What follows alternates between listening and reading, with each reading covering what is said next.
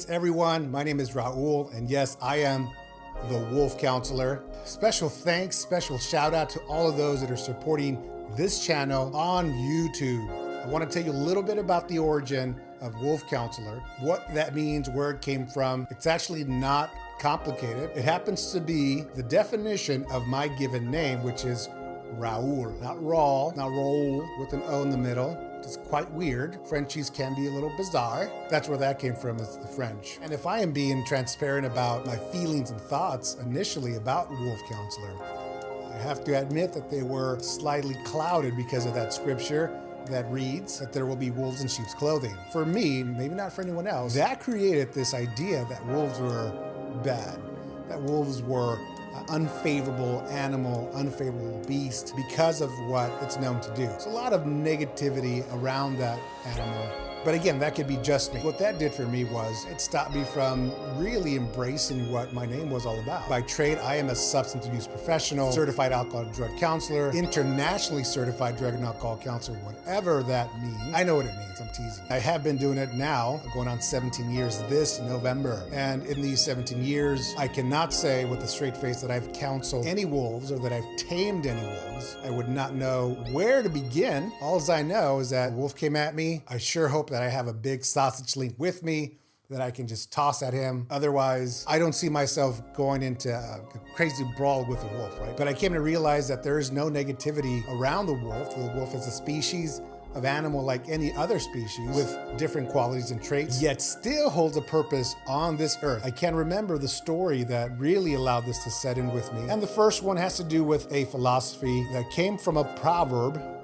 Origin of the proverb to me is unknown. I've heard different versions of it. And the proverb goes like this. There's a young priest who has this recurrent dream about two wolves constantly fighting each other. And these two wolves apparently are identical. They growl very similar. They are same height, same markings on their body. And I can imagine his frustration because he said he always sees the climax of their fight, but never gets to see the ending of who wins this fight. So he goes to his elder and tells him exactly the dream as I told it to you just now. And he says, I never get to see who wins. So you, in your ancient wisdom, please tell me who wins this fight. And the elder says to him, whichever you decide to feed most is the one that is going to win. So I started putting this together. And this philosophy has been used a lot, even in the born again scene that I come from.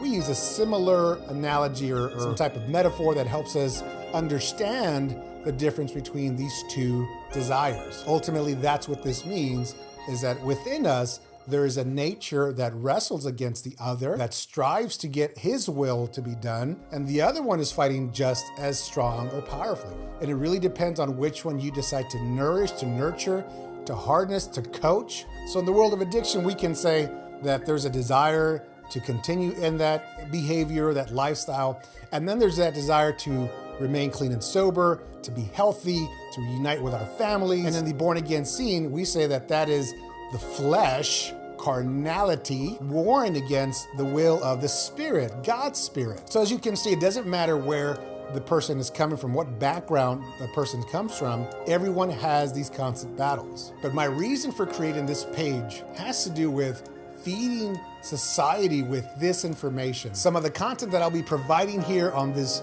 channel is to feed the inner man, to feed the sober man, to feed the spiritual man, so that you can become not just the best version of yourself, so that you can become the person truly that you were designed to be. And I can't tell you how many people I've seen come in and out of the clinics where I've been working, but I've heard many people say, had I had this information sooner, this could have changed my life. I wouldn't have gotten so deep into the addiction, or I would have stopped myself from drinking a long time ago. I agree and I disagree. I disagree because we've been hearing things like this for a very long time. How many of us don't already know that aspartame can cause cancer? Does that stop me from not drinking Diet Coke? No. In fact, I'm feeding Diet Coke right now.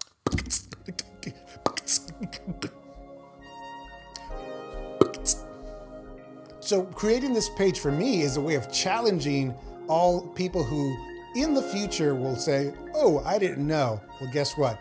Here's a free resource, share it, use it, take advantage of this. Some of the information that I give away here is either stuff that I've learned from working in the field of substance use disorders and some stuff that I've applied personally to my life that I have seen work effectively for creating change. And what I have to say for those people that have been repeaters in a program, because I've heard people at work call me Fig. I've heard participants say, Fig, I can practically teach this class. The way I responded with my lips is very different from what I was thinking up here in my noggin. It's not so much about gaining more information, although this is going to help. It's about applying the information you already have. Thank you again for stopping by this channel. I am the Wolf Counselor. Don't forget to subscribe for more content just like this one. Follow me on the social media links below. Until next time.